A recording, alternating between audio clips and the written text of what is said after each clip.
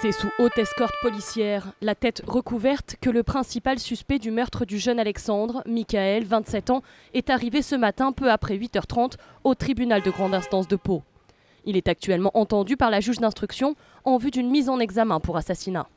Hier, Michael a avoué les faits. Il affirme avoir croisé l'adolescent le soir du 4 juin 2011 et l'avoir tué avec un marteau. Dans cette affaire, 3 autres personnes sont déjà mises en examen.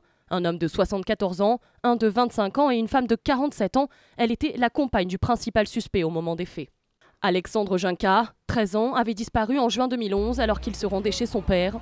2 semaines après, un fémur de l'adolescent était retrouvé dans le gave de Pau.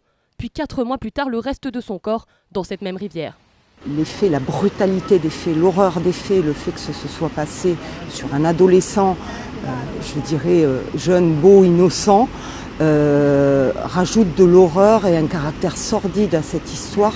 Les enquêteurs ignorent si Alexandre est mort sur le coup après une altercation avec le principal suspect ou s'il a été détenu et violenté pendant plusieurs jours par plusieurs personnes.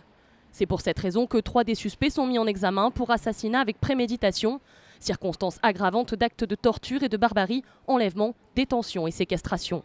L'enquête devrait déterminer quel était le rôle exact de chacun dans ce meurtre.